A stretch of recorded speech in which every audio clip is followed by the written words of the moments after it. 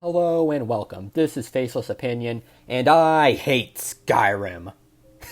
Yeah, right. With the number of videos I made on it, no way anyone would believe that. Though that would be a major plot twist if that was true. Which brings us to the topic of today, plot twists. Whether you love them or you hate them, they play a large role when it comes to telling a story, from affecting the entire direction of a whole questline to being an interesting swerve to an unassuming side quest. And now I'm going to talk about the top 5 twists in the game. Now you may be wondering as to why I'm only talking about 5 and not 10 like I normally do for topics like this. No reason in particular, I wanted to do something different, that's all. Not because I couldn't think of 10 plot twists that happened in the game. You believe me, right? Let's get started, shall we? Number 5. Delphine's Ultimatum. The Blades, as explained by Delphine, are a group of dragon hunters who have always served the Dragonborn and were your allies to help you combat the returning dragons and to slay the World Eater Alduin. However, things change when Delphine figures out that the leader of the Greybeards, Parfanax, is not only a dragon, but was also one of Alduin's chief advisors during the Dragon War. As a result, she will demand you to kill Parfanax, and if you do not, the Blades will no longer offer their services to you until you do so, which prompts the quest known as Parfanax to begin. Honestly, Delphine's demands in this situation are childish and stupid. Parfanax has played a large role in helping us to try and defeat Alduin, and not to mention that refusing to help the Dragonborn kill Alduin kinda goes against their mission statement. Them refusing to help is basically throwing the fight to Alduin. Like, what do the Blades expect to do without the Dragonborn? Tell me, what can they do without us? Nothing, because we were the ones to single-handedly rebuild the Blades, and it is our power that is needed to truly rid of a dragon. But no, the Blades, particularly Delphine, has her head so far up her ass, her farts function as shouts now. Though it's not like we even need them for the finale, so who really cares? TLDR, this is one of the stupidest plot twists I have ever seen in my life. Number 4. Arendir's Pass. To help save the town of Dawnstar from their nightmares in the quest Waking Nightmare, you team up with a priest of Mara named Arandir to find the source of it. While navigating your way through Nightcaller Temple to find the Daedric item, the Skull of Corruption, it becomes apparent that your ally seems to know quite a bit about the Cult of Vermina, the Miasma, and the Magical Barrier. And it will be at this point he reveals to you that he was once a part of the Cult of Vermina, and though would end up changing his ways and would end up changing his name from Casimir to Arandir. Me personally, I like Arandir and consider him to be one of my favorite followers. A reason for that would have to be because of his personal story.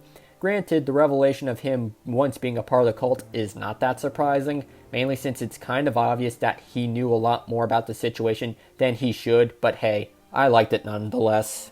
Number 3. Astrid betrays the listener. I love the Dark Brotherhood questline. It is one of my favorites compared to all the others, something that is on public record. When it comes to the twist, I have to say that it is really shocking. I did not see that happening at all.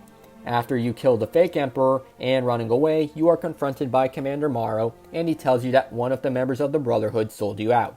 And at the current moment, he has ordered the Penitus Oculus to destroy the Dark Brotherhood in retaliation for them killing his son. Upon making your way back to the sanctuary, it is in flames and you and Nazir barely survive. After the dust settles, it is revealed that Astrid was the one who betrayed you, and which ultimately led to the destruction of the Brotherhood. Expressing remorse for her actions, she will ask the listener to kill her. Honestly, this twist I feel like kind of comes out of nowhere. Like, I can understand Astrid's motivation, but there wasn't any build up to it. Not to mention, I thought it was kind of stupid of her to make a deal with Commander Morrow.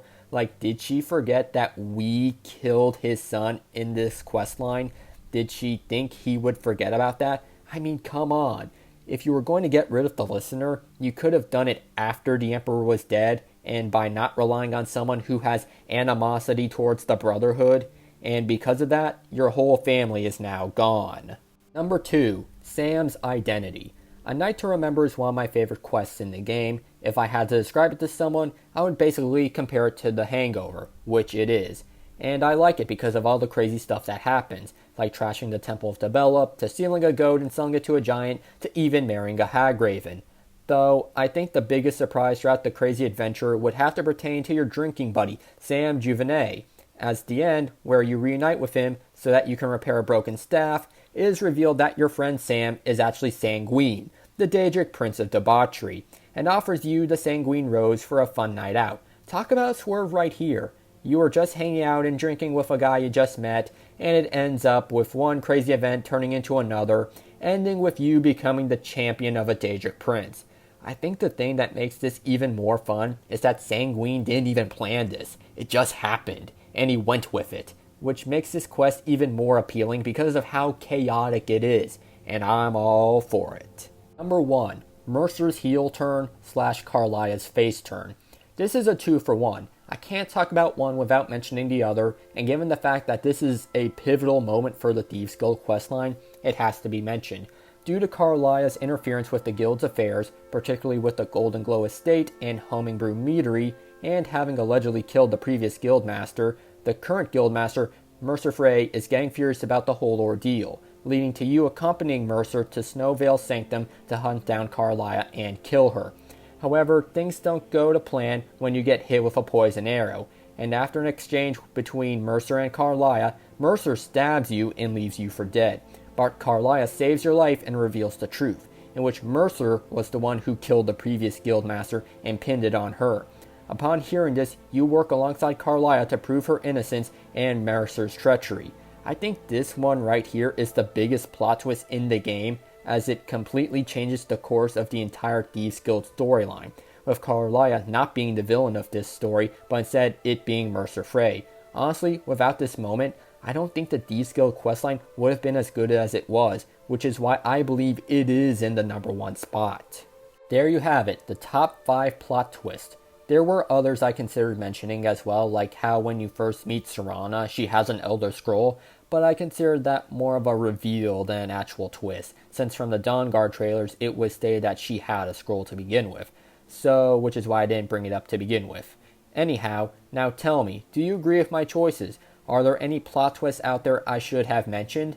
Comment down below. I will be answering and responding to some comments if you bring up an interesting twist.